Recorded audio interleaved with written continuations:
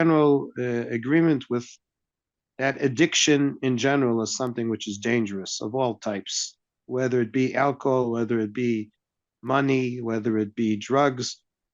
And actually, they say today that the most dangerous addiction is gambling because it's even hard to get out of that entirely. But what you mentioned about being a drug addict, it indirectly relates part to the theme of what I was about to present to you. Is in this coming week's portion, we talk about the building of a sanctuary and donations that are used for it. And the rabbi mentioned also the issue of the permission given for doctors to involved in healing other people and physicians. Why does actually the divine need us to be charitable and actually help for these kind of functions? I mean, he has endless potential of his own. And why should people be ill if he wants them to be recovering anyhow? He certainly can keep them in good health.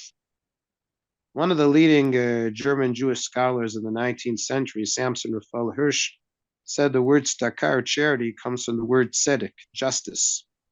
There's a concept which in English is very well known in the general world called today redistribution of wealth.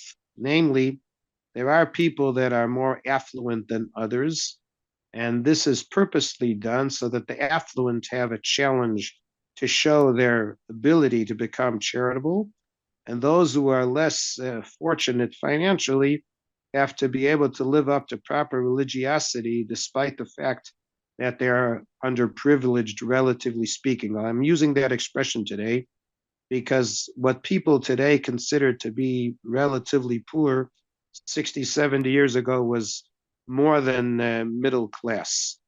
The expression of being poor is a very subjective thing and is very much related to competition.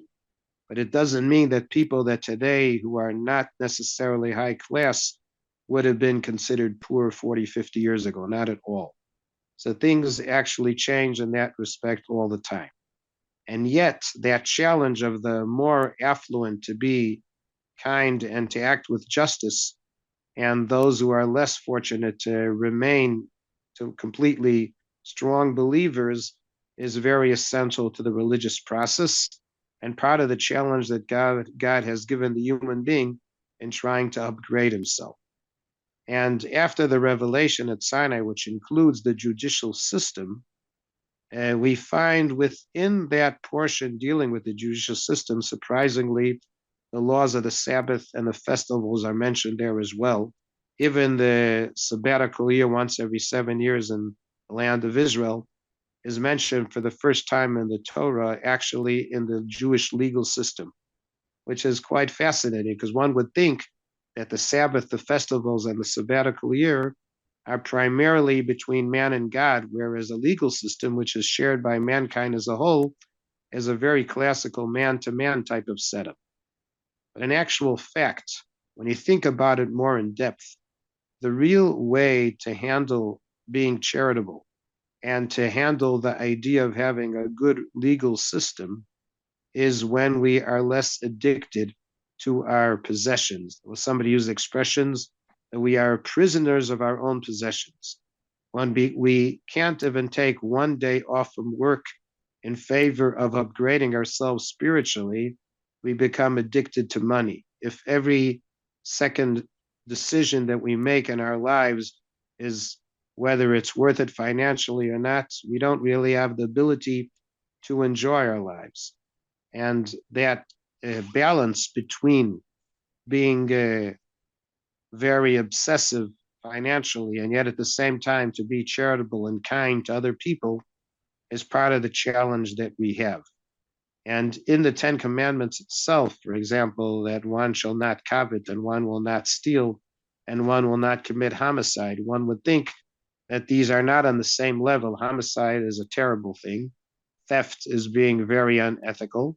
But if I see somebody else has a nice car and I have no incentive to steal it from him, I just covet and see that he's got it. So what's the problem with that? Why put it in the same level, so to speak, with issues like idolatry, adultery, and homicide, which are cardinal sins, how can you put that on a similar boat and almost on the same level? The truth is that the roots that lead people to get to theft, and when they have a difficulty to get to theft, they may even take a person's life, is because of that continuous jealousy that people have to each other. I know the rabbi that taught also parts of Genesis where we find that Cain was jealous of Abel, and when he sees that God responds to Abel רב and not to שמואל, רב himself. שמואל, רב שמואל, Yes, שנייה, יש לך, you have interference in your line, if you can organize it a bit, because it's really surprising. bothering. Why, you Yeah. don't hear me well? I Fine, have a fine, pretty fine. good Wi-Fi. I'm Please, sorry, surprised sorry, about sorry. that. Okay, Not at continue, all. So sorry. anyhow, so what I'm suggesting is that from the very spark of creation, that human jealousy can lead eventually to people to get to the most disastrous type of behavior. And yet, a person who develops the principle of being charitable will also understand that there are priorities in life that we should always give them first approach and be our first goal. And that's part of building a synagogue and the study of Torah as we are doing in this learning together, because these are things which give fuel and meaning to what we do. I mean, we need to earn a living in order to support our families, in order to find time to be able to study and also to have the religious structures that we need, which may also be costly, similar to our own building up of our own families. But we have to realize that these are means and not the ideal in its own. And once we see it in that way, and once we see that every 6 days of the week we have one day that we take off, and to a large extent we put our spiritual goal into that day. And when we have a chance, hopefully someday also to pilgrim to Jerusalem, upon when there will be a temple and the choice of living in the Holy Land, even if financially there are certain parts of the world where it may be slightly easier, but we are choosing a goal that makes our whole attitude and orientation towards life in a more positive way. That is how our scholars explain to some of the Gentiles around the world, in fact, why did God purposely create certain things with imperfection? Not only that he didn't want to support some of the people that are poor, so that the affluent will learn how to redistribute their wealth. And when a person does a circumcision and he's born with the foreskin and he's expected to remove the foreskin in the Jewish tradition, and that's also because a person has to be involved personally in dealing with his shortcomings, knowing that he doesn't have everything, and he has to make an effort to improve in his behavior. And of course, if you don't have all the pleasures of life, that doesn't mean that you should take advantage of another person on the way. You get what you need, and you can trust that God, if he gives to somebody else a little bit more, maybe that person needs more than you need. You don't have to necessarily be jealous of somebody else who has more possessions, a nicer car, and makes more overseas trips than yourself per annum. That's not something that needs to become a legal issue whatsoever. And the juxtaposition that the Bible brings between the revelation, the legal system, and the building of the sanctuary seems to lead to that impression that indeed, in the very backbone of our religious behavior, we have to be always considerate towards what other people need. And if we are to build that thinking process of being helpful towards others, how would we think of stealing from them and causing them harm? Instead of trying to cause any trouble to another person, we're going out of our way to be kind with people instead. Not only will we not take from them, we'll go out of our way to be helpful towards them. That'll be the real cure. That's the type of way to handle these situations, to start off with the right orientation in the first place. And there are many commentators, not all, that claim that the idea of actually building a sanctuary was an ideal in its very own, because the revelation, and as important as it was a one-time feature, something which in Jewish thought is considered very central in faith, because we believe that hundreds of thousands of people can testify to that revelation. As I know the rabbi teaches Maimonides, he talks about that in various places. And in order to actually have a regular encounter with God, we build on our own account a structure where, so to speak, his presence will be well felt. I once heard from one of the chief rabbis in one of the countries overseas, what's the difference? Is there such a thing as dirty money? I'll say something about that. What's the difference between praying at the Western Wall or praying in Nashville, Tennessee? So if you recall 30 years ago, not so much today, there used to be quite a difference in price between phoning a person between Nashville and New York City or phoning between Nashville and South America or Israel.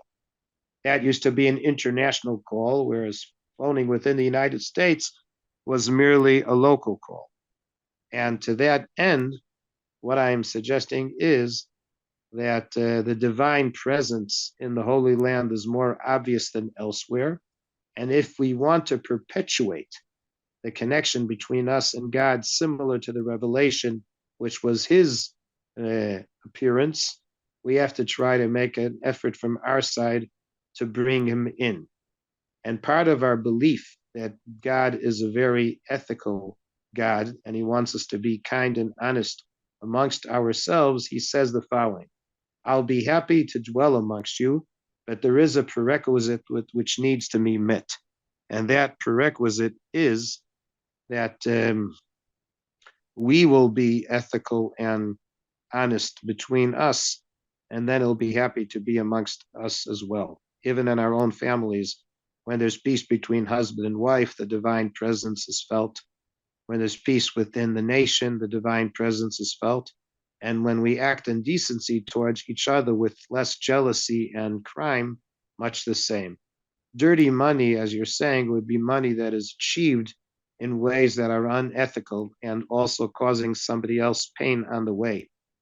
Because if it is achieved and received in legal ways and in a kind and without false behavior or cheating, it's something that you can be proud of. But to have money that you achieved and taking advantage of somebody who is weak, that's not something that you can be happy with. And at least in as far as the Jewish Talmud and other religious sources, to build any religious center, to bring a sacrifice even to the temple, which is based on theft, is something that God does not desire. In fact, better not to bring than to bring something that starts off on an unethical level. The beginning of the story of the legal system deals with a person who was sold to be a slave. How did a person become a slave in Jewish law? It's a person who, first of all, stole and didn't have enough money to repay the person he had stolen from, and the court of law would sell him at the time, like you would say today, a person who's doing service for the community. But you're talking about a person who already has an unethical background and something that needs to be fixed up. So dirty money of that nature is definitely not beneficial. I want to leave the floor to you. If you want to ask questions or further, you're more than welcome. I know I have limited time to speak, so this is the opening I would like to say to you. I believe, once again, that charity comes from justice, and justice is what brings a distance from jealousy. And when we don't have jealousy, we won't have homicide, we won't have theft, we'll have more trust in our own families, and we won't be addicted to money, rather addicted, so to speak, to positive things like spiritual growth and seeking a connection with God, who doesn't want to see us hurting each other. So you're welcome to ask. Very well said. Yeah, thank you so much, Rabbi Herscler. My pleasure.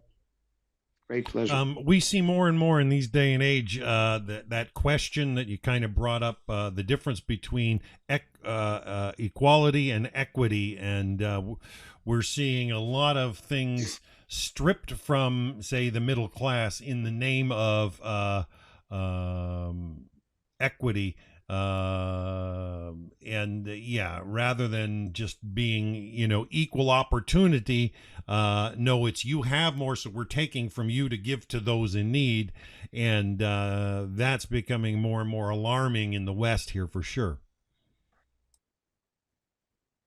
Yeah, I mean, it used to be certain people of the Caucasians felt that the Afro Americans, when they were involved in theft, there was somewhat of a sympathy that they were underprivileged, and therefore maybe they were somehow, you can indirectly justify that some of them were acting a little bit in what we would call theft if they're taking advantage of other people. But even if that would have theoretically had some place, when they go and act in cruelty towards other people of their own background, and sometimes even more obnoxiously than towards me, then the whole justifiability falls apart. Because if you're doing it at least to improve your standard and that of your brethren, it's one thing. But if you all of a sudden become more well-to-do, and then you continue to be unfair towards your own native people, then what have you achieved? And it happens, sadly. Yeah, so true, so true. Does anybody got any questions for Rabbi Herscler? There is a question even... in the chat, Rabbi Shmuel. There's a question I didn't in see the chat. The last one. What was it? I didn't see the last one. What In was the the chat, question there? Italo is asking if there is what we call today a dirty money. I spoke about that. Yeah, I believe that there is. I mean, money that is achieved through false action. You know what? I had a case I dealt with a couple of days ago. A lawyer that's representing a family that's they have an executor who's taking care of the estate of their late parents. And there's quite a bit of money involved, but the truth is the amount of work that the lawyer had to do in order to execute the actual estate was maybe 15 hours worth of work. The amount of money the person wants for helping the family there is absolutely ridiculous, and I have legal experience. So what are they doing? He wants to take 1% of the overvalue of the estate, or more than 1%. And the truth is that's the only backbone that this family has, is what their late parents had left for them. And the amount of work this lawyer did for them, $5,000, $10,000 would be more than what he really did for them. Even if he gave them 20,000, reasonable. But the amount he wants is an exorbitant sum. To me, that's dirty money because, first of all, it's not money that these people themselves had earned. It's something that was worked very hard by their late parents, and they worked so hard to help their families survive after they died. And now for a lawyer taking advantage of them to an extreme extent, when I know for a fact that the amount of work involved that he needed in this case was so limited.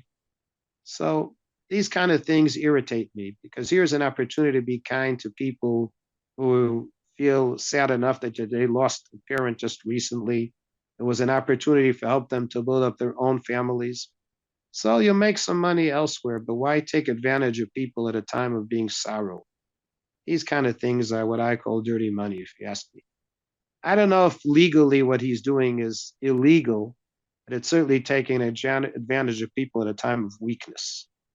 Giving to people who want to take advantage of our kindness. Yeah.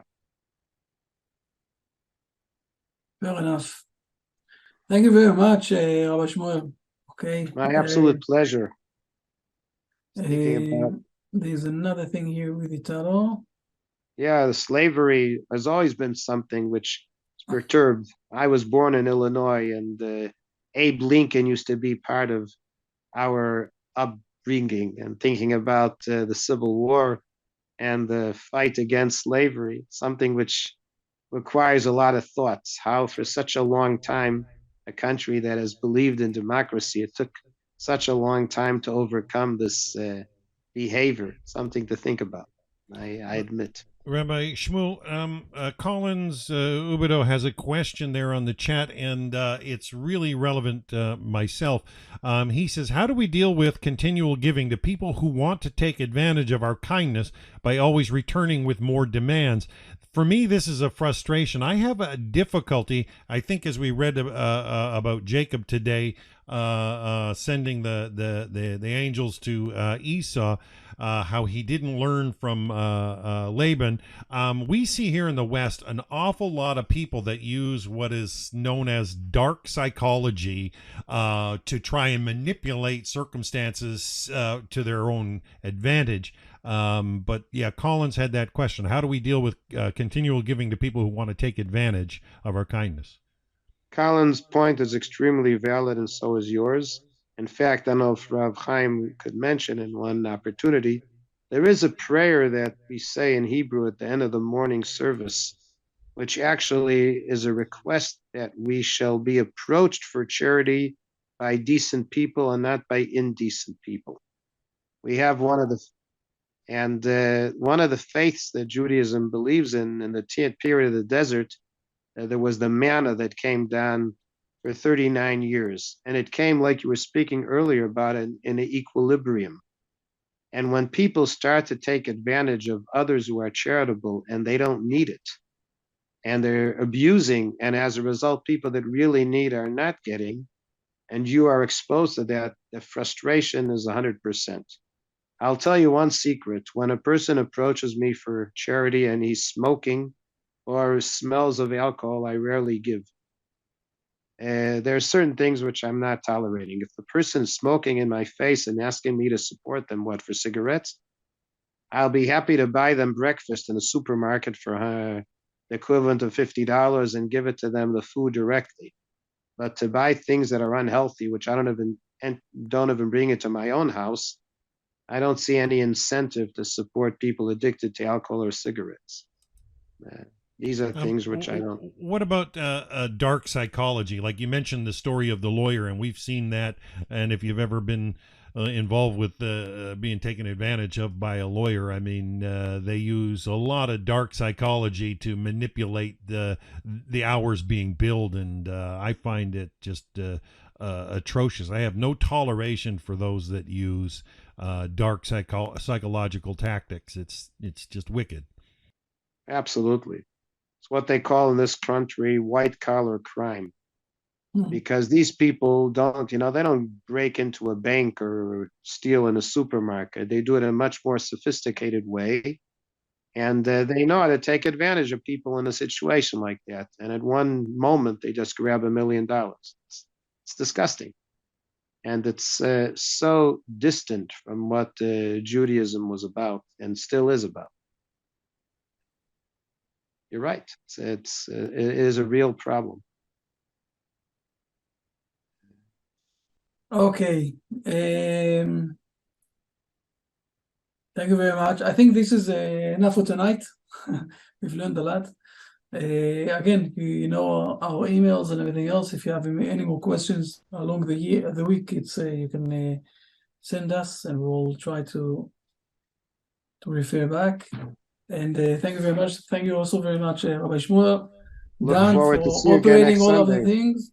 And yes, and we will send the subjects and everything else in the beginning of in the middle of the week. All right. Okay. So Rabbi Chaim, are you good tentatively, Hashem willing, for next Sunday? Yes. Bezrat Hashem. Hopefully, yes. All right. So there you have it, folks. That's going to be our Genesis class for this week. Thank you, Rabbi Herscler, for sharing words of Torah with us. It's very deep and meaningful. Thank you. My great pleasure. Look forward to see you again, probably next week as well. Excellent. So yeah, we're gonna call it a day for our Genesis class, but we will be back next Sunday with more Genesis class with Rabbi Chaim Goldberg of the Noahide World Center, and Hashem willing, Rabbi Schmuel Herscler will join us. Always good to have him with us. He's got such wisdom to share. Myself, I will be on in a few hours with Rabbi Carmi Ingber in our Working Together series with the Nativ group, and also later on this evening with Rabbi Shlomo Schwartz as well. For anybody who wants to join in that Zoom meeting. yeah, so we're going to sign out for today. Have a wonderful, wonderful week, everybody. Bye for now.